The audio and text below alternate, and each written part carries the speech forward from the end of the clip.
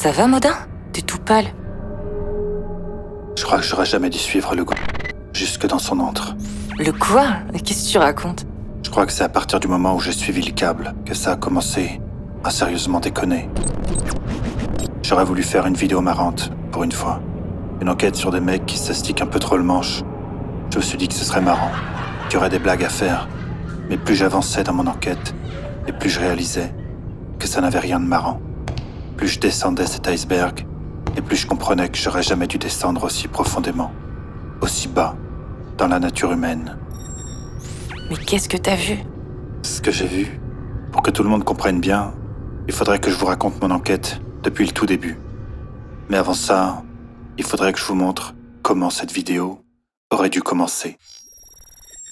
Combien de fois par semaine vous astiquez-vous en regardant de la pornographie ? Oui, je commence vraiment cette vidéo comme ça, et oui, je vous pose vraiment la question. Je voudrais vraiment que vous me répondiez en commentaire. Un simple chiffre suffira. Ou plusieurs.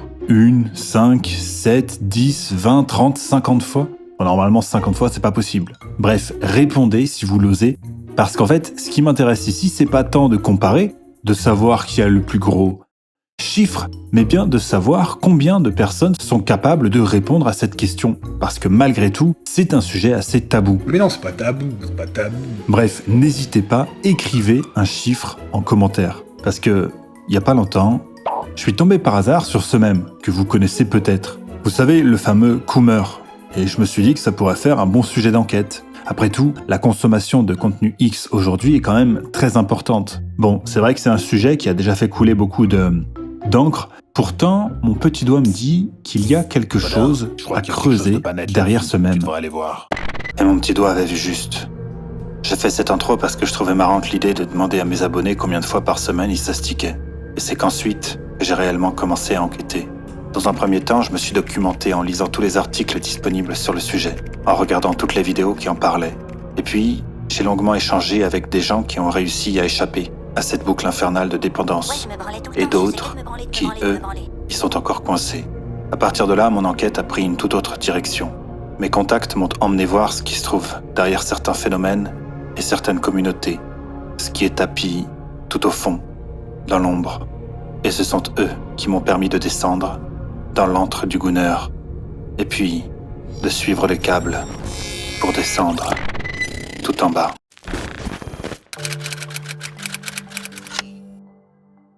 Il y a encore quelques années, l'accès à la pornographie n'était pas aussi simple qu'aujourd'hui avec Internet. Avant, pour acheter un magazine tendancieux, il fallait affronter le regard accusateur de la grosse buraliste. On dissimulait le magazine derrière un programme télé pour faire comme si on n'était pas venu que pour ça, alors qu'on n'avait même pas forcément de télé. Et au moment de payer, on se sentait obligé de préciser que c'était pas pour nous, mais pour un ami qui, lui, n'osait pas venir dans un bureau de tabac pour acheter un magazine de cul. Enfin, tout ça, c'est ce qu'on m'a raconté, moi, je sais pas.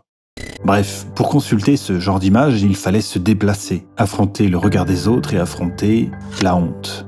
Et à cette époque, la question de la dépendance à la pornographie ne se posait pas. Seulement, depuis l'avènement d'Internet, tout le monde peut consommer ce genre de contenu de manière compulsive, sans rien dépenser, ni laisser aucune trace. Enfin, on se comprend. Pour vous donner un ordre d'idée, dites-vous qu'à chaque minute, 2,5 millions de personnes visitent des sites X. Et encore, on parle ici uniquement des plus connus. Bref, l'addiction à la pornographie est un phénomène de société majeur qui touche de plus en plus de gens, et surtout qui les touche de plus en plus jeunes. Selon un chiffre de l'ARCOM, Plus de 2,3 millions d'enfants consultent chaque mois des vidéos sur les sites pornographiques. et consommer massivement ce genre de contenu à une période de la vie où le cerveau est encore en développement, ce n'est pas anodin. Puisque les conséquences sont nombreuses. Problèmes de confiance en soi, dérèglement de la libido, image de la femme dégradée, mais aussi et surtout addiction. Et ce, que ce soit conscient ou non. La pornographie, c'est quelque chose qui fait appel à des réflexes mécaniques, qui jouent sur les pulsions primaires et qui offre un plaisir immédiat, un shot de dopamine. C'est véritablement quelque chose que l'on peut comparer à une drogue. Et comme l'industrie de la drogue, l'industrie du X est bien évidemment extrêmement lucrative. Au niveau mondial, elle est estimée à environ 97 milliards de dollars. De l'argent qui se fait donc au détriment des acteurs, des actrices, mais aussi des consommateurs. Et c'est d'ailleurs eux, les consommateurs, qui vont principalement nous intéresser ici. et tout particulièrement les plus accros, les cas les plus extrêmes d'addiction à la pornographie, qu'Internet a choisi de représenter par ce fameux mème, le coomer. Le coomer, c'est le cliché de l'homme tombé dans la spirale de l'addiction au contenu X. Son nom vient de la déformation du mot cum en anglais, qui sert à la fois à nommer l'orgasme et ce qui en découle. Voici comment il est défini dans l'Urban Dictionary. Le coomer est un masturbateur chronique, un incel sous stéroïdes, qui vit devant son PC en consommant du porno toute la journée et qui n'a d'autre intérêt dans la vie que d'atteindre son prochain orgasme. Pour retracer rapidement son histoire, le coomer est un mème dérivé du Wojak, qui a gagné en popularité en novembre 2019. Ce qui n'est d'ailleurs pas une coïncidence, puisqu'en novembre a lieu le No Nut November, un challenge d'internet qui consiste à devenir abstinent pendant un mois entier. Et par dérision, beaucoup de ceux qui avaient échoué à ce challenge changèrent leur photo de profil pour mettre l'image du coomer, ce raté dépendant à la pornographie qui n'a aucune emprise sur lui-même. C'est un personnage sale avec un bras droit surpuissant qui contraste avec le reste de son corps maigre. Il est dépeint comme quelqu'un dont la vie est entièrement tournée vers la consommation de contenu X. Sa vie est comme entièrement tournée vers son propre plaisir. Il se désintéresse du monde, de la politique, de tout. C'est un introverti qui voit dans la pornographie une forme d'échappatoire au monde réel. Et à vrai dire, pour moi, le coomer, c'était juste un mème, une blague, et surtout, une exagération. Le truc, c'est qu'à force de recherche, j'ai fini par me rendre compte que ce n'est pas une exagération. Enfin, sauf pour le bras. Mais non seulement les coomers existent, mais en plus, ils sont extrêmement nombreux. Et c'est à ce moment-là que je suis tombé sur un autre terme qui a éveillé ma curiosité, le gooner. Le terme serait apparu pour la première fois dans l'Urban Dictionary en 2005.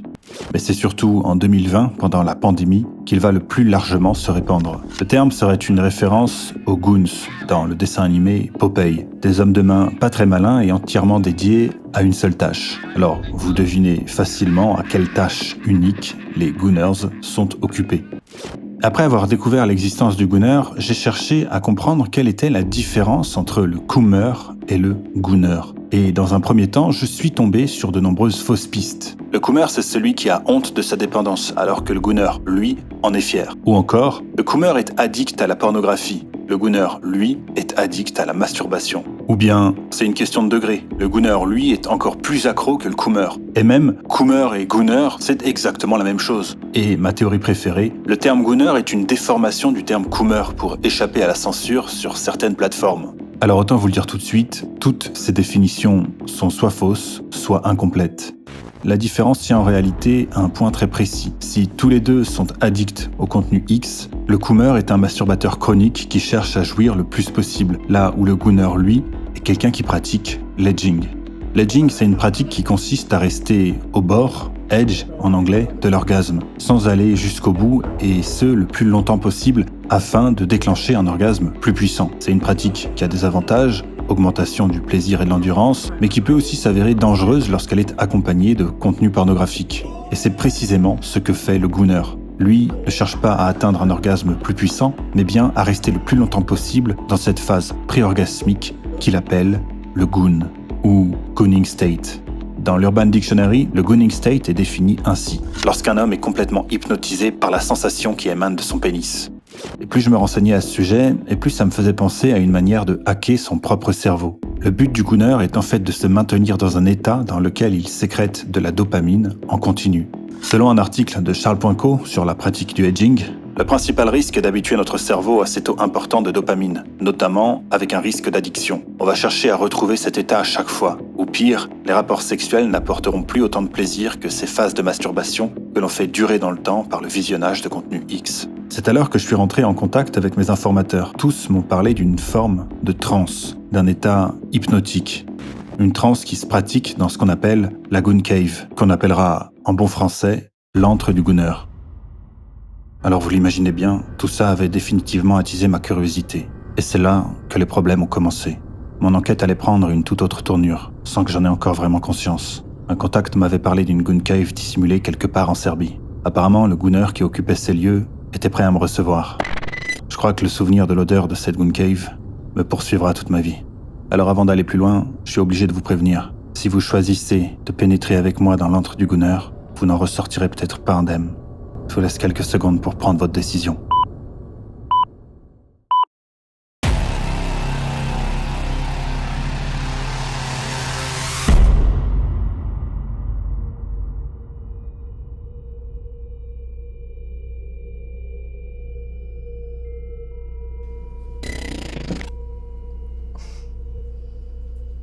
What am I carrying that's so heavy?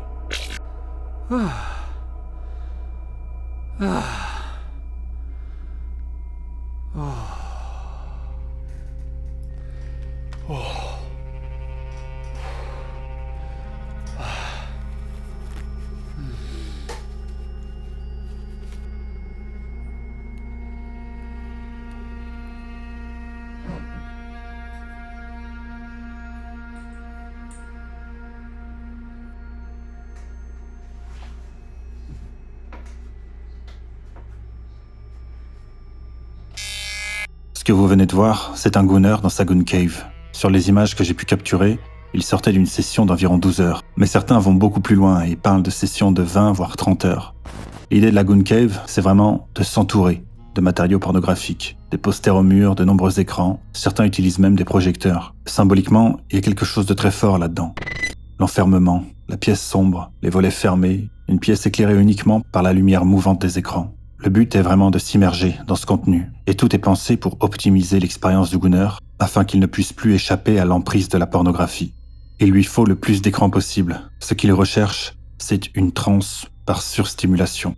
Le setup améliore l'expérience visuelle en inondant vos sens avec des stimuli très forts. Vous vous perdez dans les écrans, les sons et les sensations.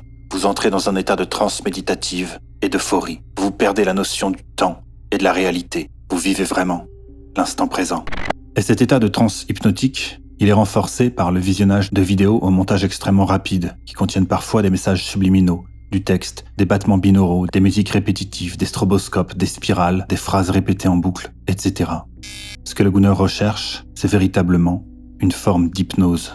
Quand on compare la pornographie à une drogue, c'est vraiment pas une image. L'effet produit sur le cerveau est véritablement similaire. Et donc, c'est quelque chose de dangereusement addictif, qui provoque une accoutumance et qui peut conduire à consommer du contenu de plus en plus rapide, dur, bizarre, violent et parfois même de moins en moins légal. La plupart du temps, l'addiction à la pornographie est vécue comme quelque chose de honteux. Et en réalité, c'est tant mieux. La honte est parfois une protection et c'est bien souvent la première étape vers la guérison. C'est comme ça que sont nés des mouvements comme le NoFap, qui prône l'arrêt de la consommation de ce type de contenu, voire l'abstinence totale. Alors, l'abstinence totale, c'est peut-être un peu radical, mais globalement, cette volonté de stopper la consommation de contenu X, c'est quelque chose de plutôt sain quand on connaît les conséquences d'une consommation excessive de ce genre de contenu. Eh bien, pourtant, les Coomers et les Gunners ont choisi de prendre le chemin totalement inverse, celui d'assumer pleinement d'être addicts, d'avoir perdu tout contrôle d'eux-mêmes et de vivre dans une bulle faite exclusivement de contenu pornographique. Certains disent même faire de leur identité de Coomers ou de Gunners une fierté. Plus encore, il existe chez eux une forme de fétichisme de l'addiction. Lorsque le Gunner entend par exemple « La pornographie vous pourrit le cerveau, vous gâchez votre vie à vous masturber au lieu d'être productif ou d'avoir des relations avec de vraies personnes », eh bien, plutôt que d'y voir un message d'alerte, il perçoit dans ce message quelque chose de très excitant. Et les vidéos de Gunning sont pleines de messages de ce genre. Alors je peux évidemment pas vous diffuser ce type de vidéo ici, mais je peux au moins vous montrer des mèmes, comme celui-ci, qui dit notamment des choses comme « Félicitations, tu es devenu un masturbateur chronique inutile. Tu n'as pas besoin de prendre soin de ton mariage, de t'inquiéter de ton travail ou de tes amis. C'est ok de négliger les choses importantes pour regarder plus de porno. La pornographie est ce dont tu as toujours eu besoin. » Ou bien celui-ci, qui encourage carrément, en plus de la consommation de pornographie, à la consommation de drogue. Énormément de Gunners se décrivent eux-mêmes comme des addicts à la pornographie. Mais certaines figures notables du monde des Gunners ont un discours au sujet de cette addiction qui est pour le moins ambivalent. Et vous allez comprendre pourquoi. Laissez-moi vous parler de Catherine Duffy, une célèbre gounette. Alors oui, gounette, c'est le féminin de Gunner, même si en réalité, elles sont extrêmement rares. Catherine Duffy, c'est une femme qui a divorcé après un mariage d'environ 25 ans, un mariage presque abstinent. C'est aussi la mère de 3 enfants qui sont aujourd'hui devenus adultes. Aujourd'hui, elle partage ses expériences de gooning, organise des gooning parties, s'occupe du site. Mais surtout, elle dirige une société de conseil du nom de Et voici ce qu'elle dit. Il faut mieux faire connaître les moyens d'apprécier le gooning en toute sécurité et de manière responsable. La fétichisation responsable du porno et de la dépendance sexuelle est une bonne chose, mais la dépendance réelle ne l'est pas. Et ça, c'est quand même extrêmement ambigu comme positionnement. Pour ne pas dire qu'il y a littéralement un conflit d'intérêts ici. Son gagne-pain, c'est ça, c'est la dépendance à la pornographie. Seulement, il serait évidemment très malvenu d'affirmer qu'elle encourage et promeut une pratique addictive et dangereuse, qui peut avoir des conséquences négatives sur la vie d'une personne. Elle va donc se cacher derrière l'idée qu'il est acceptable de fétichiser la dépendance, mais pas d'être réellement dépendant, ce qui n'a littéralement aucun sens. C'est comme si un addictologue occupait ses week-ends à dealer de la drogue. Dans les communautés de gooners, les gens partagent leurs anecdotes sur leur incapacité à contrôler leurs obsessions. Et dans ces communautés, les membres tentent de s'inciter mutuellement à rechuter, à céder à leur dépendance et à s'enfoncer de plus en plus dans leur déviance, parce que ça fait partie de leur fétichisme. Donc si vous voulez, j'ai quand même beaucoup de mal à croire une personne comme Catherine Duffy quand elle tente de nous prévenir des dangers de l'addiction. Mais ce qui est encore plus inquiétant, c'est que certains spécialistes minimisent les dangers du gooning. C'est le cas du psychothérapeute et sexothérapeute David Lerman, qui considère que le gooning n'est un problème que s'il a un impact négatif sur la vie d'une personne, que ça vous conduit à fuir vos responsabilités au travail, à négliger votre groupe social ou à vous empêcher de développer des liens sexuels dans la vie de tous les jours. Or, dans les faits, c'est exactement ce que ça produit comme effet. Ici, l'excuse du fétichisme devient un moyen de ne pas faire face à la réalité du problème. Encore une fois, c'est exactement comme si un addictologue vous disait « Mais oui, bien sûr, vous pouvez prendre de l'héroïne, monsieur. Tant que vous n'êtes pas accro, ça va, ça passe. » Mais le fétichisme de l'addiction n'est pas le seul qu'on retrouve dans la communauté des gooners et des coomers. Il y en a une autre qui s'y est greffée, le fétichisme de l'humiliation. Dans le cas du gooning, plutôt que d'être dominé par un partenaire ou un travailleur du sexe, on peut dire que le gooner est soumis au concept de pornographie lui-même. Et là encore, il y a une grande ambiguïté.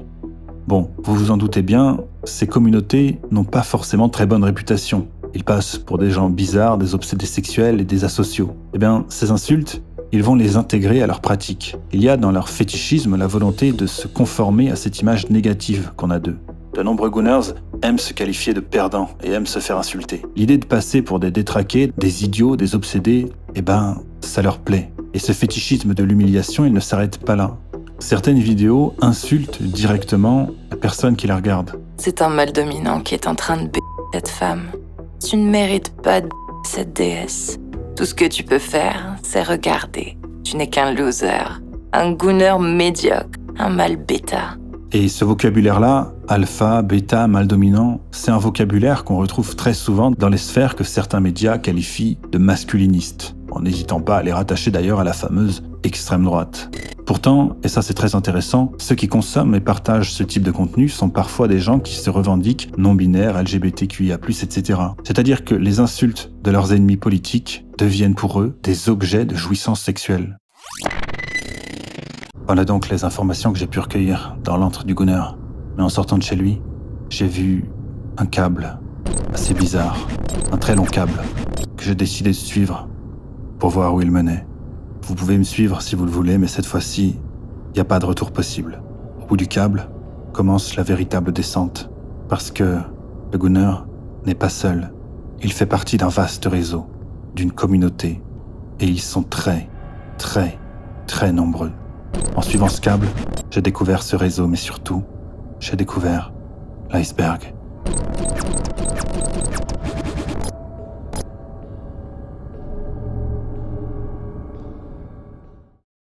Il y a un truc que les alcooliques disent souvent. Tant que tu bois pas tout seul, ça va. Les ennuis commencent quand tu commences à te bourrer la gueule tout seul dans ton coin. Pour ce qui est de la consommation de pornographie, c'est exactement l'inverse. Les ennuis commencent quand vous commencez à intégrer des communautés autour de la consommation de ce type de contenu. Parce que oui, ça existe et c'est même extrêmement répandu. Initialement, la masturbation et le visionnage de ce genre de vidéos, c'est un acte plutôt solitaire et intime. Mais avec les réseaux sociaux et leur capacité à regrouper des gens qui ont des intérêts en commun, la masturbation est devenue une pratique communautaire. Et ne vous faites surtout pas l'image d'une communauté d'incels isolés et puceaux. Et ne commettez pas non plus l'erreur de prêter une opinion politique à ces communautés. Vous y trouverez autant de gens de gauche que de droite que de gens apolitiques. Aussi bien des puceaux que des hommes mariés, des pères de famille, des hétéros misogynes ou des activistes LGBT. Alors certes, j'ai pas pu consulter de statistiques précises à ce sujet, mais en observant les profils, il semble vraiment difficile de dire que cette pratique toucherait davantage une catégorie sociologique plus qu'une autre. Quelle que soit l'origine, le milieu social, le niveau de richesse, tout le monde peut rejoindre ces communautés. Alors évidemment, personne ne se dit de bon matin « Tiens, et si je rejoignais une communauté sur Internet pour parler de ma passion, la branlette ?» Non, en fait, le glissement est plus lent, plus pernicieux. Sur X par exemple, de nombreux comptes partagent des images à caractère sexuel. Il y a des comptes dédiés à des actrices, des modèles OnlyFans, des boîtes de prod, etc. Et aujourd'hui, s'abonner au compte d'une actrice X est assez largement accepté. Les médias grand public ont beaucoup fait pour normaliser la pornographie et toute l'industrie qu'il y a derrière. Et puis, l'effet bulle de filtre fait le reste. Les algorithmes vous recommandent de plus en plus de contenus similaires. C'est comme ça que certains finissent par s'abonner, commenter, et de fil en aiguille, ils rejoignent des communautés. La pornographie est présente partout, sur tous les réseaux sociaux, parfois tout simplement sous la forme pornosoft. Des images aguicheuses qui peuvent déclencher des pulsions, qui, si elles ne sont pas maîtrisées, peuvent mener à la consommation de matériaux pornographiques. Et on n'est à l'abri nulle part de voir ce genre d'images. Elles sont présentes partout. Le scrolling sur les réseaux sociaux étant déjà en soi une pratique addictive, cumulée à la pornographie, ça devient encore pire. Si beaucoup ne revendiquent pas le fait d'appartenir à une communauté ou à un mouvement, que le but pour eux c'est tout simplement de partager des contenus à caractère sexuel, d'autres revendiquent clairement l'appartenance pas juste à une communauté, mais bien à une contre-culture. Aujourd'hui, la page r/goon sur Reddit regroupe par exemple 1,6 million de personnes. 1,6 million. Et encore, énormément de pages liées au gooning ont été supprimées du site. Bref, les addicts discutent entre eux et s'encouragent mutuellement dans leurs addictions. Vous rencontrerez un pote goon, vous regardez du porno ensemble et vous discutez gooning. C'est comme une culture de mème. Vous avez tous ces petits gifs, sauf qu'il s'agit de porno hardcore. Bon, mais du coup, que se passe-t-il dans ces communautés ? Eh ben, c'est ce qu'on va aller voir maintenant. Alors nous y voilà, l'iceberg. Pour que mon enquête soit la plus complète et la plus exhaustive possible, j'ai cherché à lister les pratiques qu'on pouvait retrouver dans les communautés d'addicts sur Internet. Et si jusqu'à présent je pouvais trouver tout ça à peu près amusant, c'est parce que je ne m'étais intéressé qu'à la partie théorique. Pour moi, ces gens étaient juste des paumés, des mecs un peu allumés, pas bien méchants. Ils étaient surtout les victimes d'une nouvelle forme de drogue. Une drogue numérique et gratuite. Mais en m'intéressant à ce qui se passe dans la pratique, j'ai commencé à percevoir que cette addiction pouvait littéralement transformer certaines personnes en monstres. Je vous ai déjà prévenu 2 fois. Voici le dernier avertissement. Si vous voulez faire demi-tour, c'est maintenant ou jamais. Parce que c'est maintenant que la descente aux enfers commence. Alors commençons cet iceberg des pratiques des communautés d'addicts à la pornographie sur Internet. Évidemment, on commence par le partage de setup ou de goon caves. Les gooners et autres coomers aiment bien montrer leur setup. Ça ressemble d'ailleurs beaucoup à ce que font les joueurs de jeux vidéo ou bien les musiciens. C'est le culte de l'objet, le désir d'exhiber ses possessions. Puis vient le deepfake, que je place en haut de l'iceberg, puisqu'il consiste tout simplement à créer de fausses vidéos X, en général de célébrités. Mais cette pratique ne concerne pas uniquement les communautés d'addicts, et est en fait relativement courante. Ensuite, le partage de mèmes qui fétichise l'addiction à la pornographie et en font l'éloge. Alors oui, c'est déjà tendancieux, mais ce ne sont que des images, après tout. Et parfois, ne sont même pas vraiment à caractère sexuel. Plus bas, on va retrouver les PMV, des vidéos pornographiques au montage extrêmement rapide. Et pour connaître moi-même le montage vidéo, je peux vous garantir qu'ils doivent passer énormément de temps à faire ces montages, le tout pour ne même pas toucher 1 centime puisqu'ils ne possèdent pas les droits des vidéos qu'ils exploitent. Le rythme est extrêmement rapide, parfois hypnotique. L'idée, c'est vraiment de rechercher une forme de transe. J'ai aussi remarqué une certaine tendance à insérer des images qui ne viennent pas de contenu X, comme des extraits de clips musicaux ou bien, plus problématique, des extraits de vidéos postées sur TikTok. Alors, mis à part le fait que la question de la légalité peut se poser par rapport à l'âge de ces jeunes filles, il y a aussi celle du consentement, puisque lorsqu'elles postent des danses sur TikTok, à aucun moment elles ne donnent l'autorisation pour que leur image soit utilisée pour en faire du contenu sexuel. Il y a dans cette pratique la volonté de tout érotiser, de tout pornographier, même ce qui n'a pas vocation à l'être, comme si le porno devait s'immiscer partout. Et puis arrive le RP, ou roleplay, qui est, comme son nom l'indique, un ensemble de jeux de rôle plus ou moins élaborés, mais qui peuvent être parfois extrêmement glauques. Ça commence du simple « tu lui fais quoi ?», à des choses beaucoup plus élaborées. Ce que mes contacts m'ont rapporté m'a parfois glacé, et il est par exemple beaucoup question de V et d'humiliation très violente. Mais à la limite, on reste ici toujours dans le fantasme, dans l'imaginaire. Personne n'est réellement impacté. Il est aussi bien souvent question de mise en scène avec des gens de leur propre famille, père, mère, cousine, sœur. Et ça, c'est quand même quelque chose qui pose question. J'ai aussi eu vent de gens qui semblaient développer des relations sentimentales et sexuelles avec des personnages de fiction, ce qui est quand même assez préoccupant. Vient ensuite la pratique du gooning, cette nouvelle pratique qui combine fétichisme de la dépendance et de l'humiliation à la pratique de l'edging. Bon, on en a déjà bien parlé, je rajoute juste qu'un de mes contacts m'a rapporté des cas de personnes qui auraient continué à s'astiquer malgré des rougeurs ou même des saignements. La pratique du dick pic est également très courante, bien que ce soit pas une pratique propre à ces communautés. La pratique consiste à envoyer une photo de son pénis à une inconnue, en espérant l'exciter, ce qui, spoiler, ne marche absolument jamais, dans 99,9% des cas, ou bien ça peut être simplement pour les dégoûter. Et dans un cas comme dans l'autre, ça constitue une forme d'agression sexuelle. Et puis, on arrive dans le vraiment dégueulasse, avec la cumsock, qui consiste à poster des photos de ses chaussettes à branlette. Et puis, la cumjar, qui consiste à remplir un pot de semences après y avoir éventuellement mis une figurine ou une photo. Dans certaines communautés, des hommes envoient des photos de femmes en demandant aux autres hommes de la communauté de prendre leur engin en photo à côté de la photo de femme imprimée. Il existe une autre variante de cette pratique, le cumtribe. Cette fois-ci, il s'agit d'envoyer la sauce sur une image et d'envoyer la photo de cette image souillée à la communauté. Et là, on est vraiment sur quelque chose qui, personnellement, m'évoque un comportement digne des pires psychopathes de films d'horreur. Et si ces photos peuvent être celles d'actrices X, qui parfois demandent elles-mêmes ce genre de contenu pour créer de l'engagement, dans d'autres cas, ça peut aussi être des photos de célébrités, ou pire encore, des photos de femmes proches, ex, cousines, sœurs, et même épouses. Parfois, ces photos souillées sont envoyées à la femme en question, ce qui là aussi constitue une forme d'agression sexuelle, et qui doit être d'ailleurs particulièrement traumatisante. Bon, continuons de descendre cet iceberg. Beaucoup ont entendu parler pour la première fois du chemsex avec l'affaire Palmade. On a donc tendance à imaginer quelque chose qui se pratique à plusieurs. Or, le chemsex est dans les faits bien souvent une pratique solitaire qui consiste à prendre de la drogue tout en visionnant du contenu X. Certaines vidéos vont jusqu'à indiquer à quel moment prendre la drogue. D'une manière générale, les conseils et recommandations pour se masturber sous certaines substances sont assez courantes. Plusieurs fois dans cette vidéo, j'ai comparé la pornographie à la drogue. Plus qu'une comparaison, je dirais même que la pornographie est une drogue. Et comme beaucoup d'autres drogues, elle peut rentrer en synergie avec d'autres, et notamment celles qui ont un impact sur la dopamine. Les deux qui reviennent le plus souvent sont l'adéral et la meth. Je vous affiche par exemple le message d'un homme qui parle du mélange meth et pornographie. Je vous invite à faire pause si vous voulez le lire. Mais d'une manière générale, les articles qui font le lien entre méthamphétamine et pornographie sont extrêmement nombreux. Un de mes contacts m'a également rapporté ceci à ce sujet.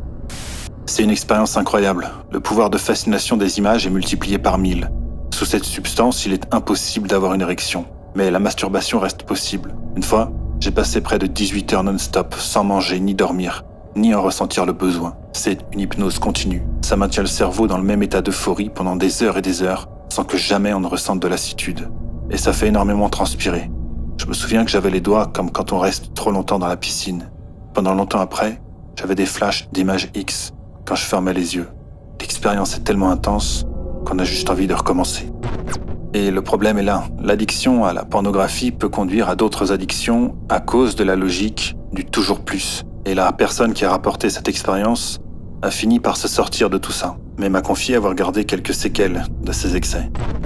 Et on peut descendre encore plus loin. L'un des pires trucs que j'ai vus, ce sont des mecs qui disent s'astiquer en lisant ou en regardant des femmes raconter les V qu'elles ont subis. Bon, quand on en arrive à ce genre de truc, c'est probablement qu'on a perdu son humanité en chemin. Dans ce format, je prône la bienveillance envers les personnes dont je parle.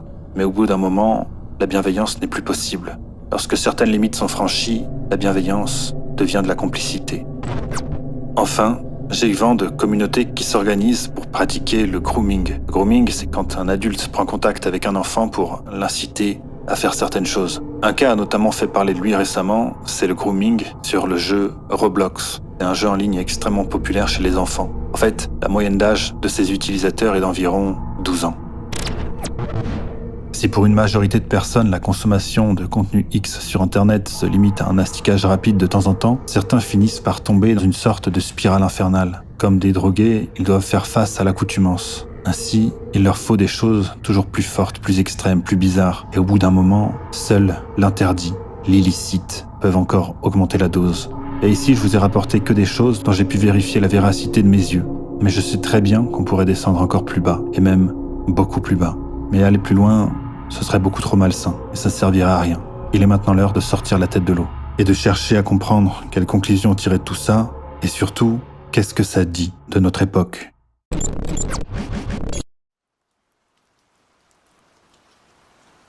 Je suis bien obligé de reconnaître que mes mots d'investigation ont pour l'instant plutôt pris le parti des hommes dans cette stupide guerre des sexes. Plus encore, j'ai souvent pointé la responsabilité du féminisme dans certaines des dérives dont j'ai pu parler.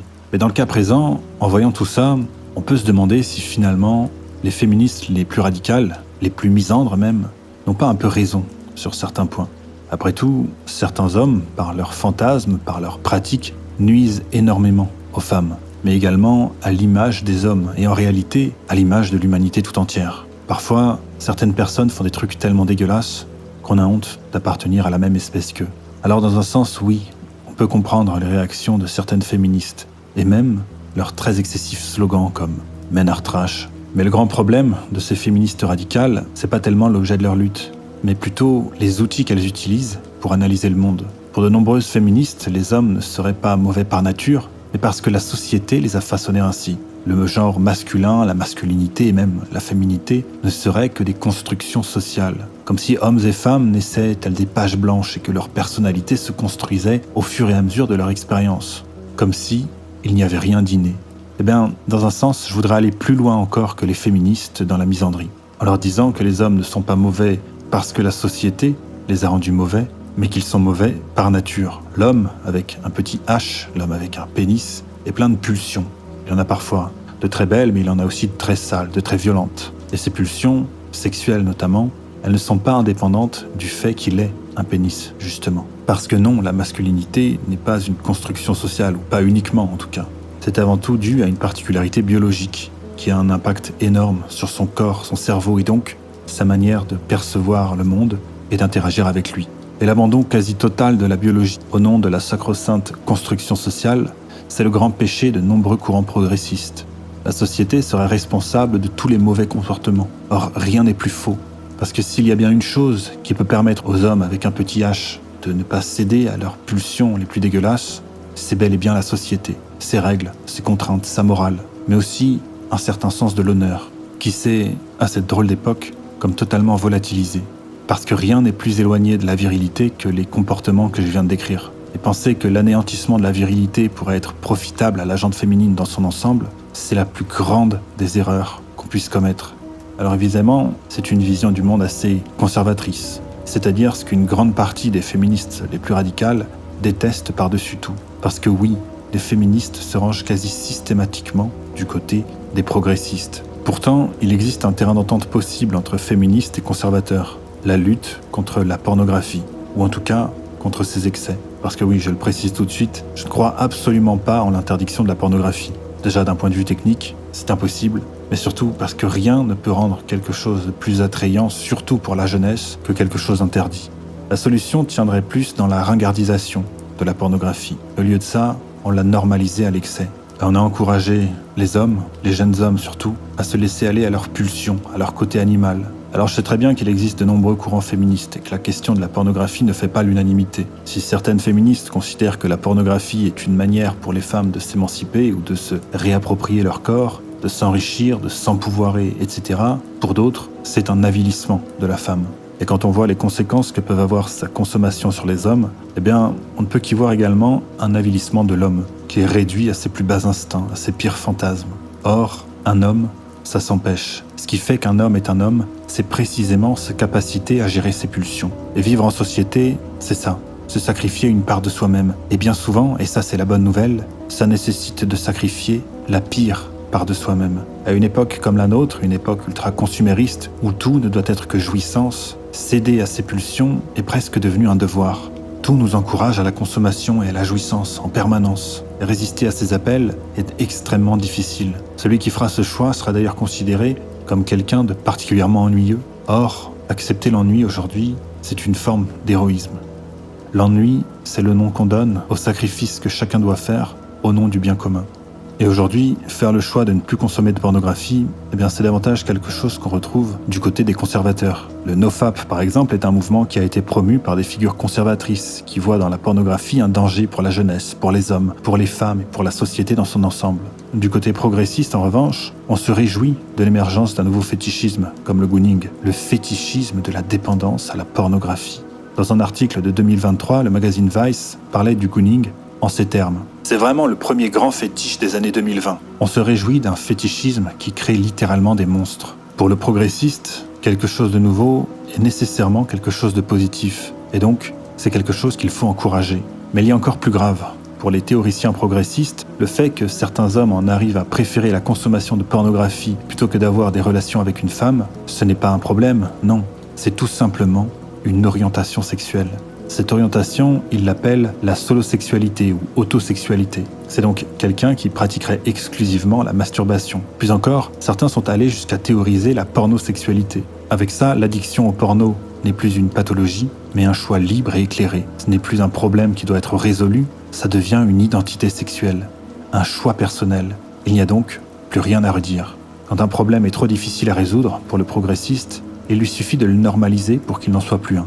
Tout est interprété de manière à évincer l'idée même de problème. Comme si le fait de préférer regarder du porno plutôt que d'avoir un rapport sexuel réel était tout à fait sain et normal. La consommation et la technologie sont en train de remplacer le contact humain, et ce, même dans son incarnation la plus intime. C'est le summum de l'aliénation, et c'est ce qui est défendu par des penseurs progressistes. Thomas Brooks, professeur adjoint de psychologie à la New Mexico Islands University, dit à propos des Goon Cave qu'elles font passer la masturbation d'un acte banal à un lieu sacré auquel on accorde une importance symbolique. Tout ce qui est nouveau, qui s'éloigne du modèle traditionnel, est systématiquement célébré. Le terme même de déviance est considéré comme une manière d'opprimer les individus, de limiter leur liberté individuelle. La déviance, c'est ce que la société empêche de faire, et c'est donc une idée inacceptable. Et tous ces comportements jugés comme déviants sont donc normalisés. Parce que ce qui est inacceptable pour le progressiste, c'est l'idée de honte. La honte pour le progressiste, c'est une barrière, une limite insupportable. Seulement, parfois les barrières, c'est tout ce qu'on a pour nous protéger et nous éviter de tomber dans l'abysse. Alors, ayez honte. C'est votre seule chance. Et voilà, merci à tous d'avoir regardé ce nouvel épisode de Mots d'investigation. Très honnêtement, je pensais pas que ce sujet m'aurait emmené vers de telles extrémités et d'une manière générale qui m'aurait emmené aussi loin. Alors j'espère que ça vous a plu. N'hésitez pas à me suggérer des thèmes pour les prochains épisodes. Je jetterai un œil à vos suggestions.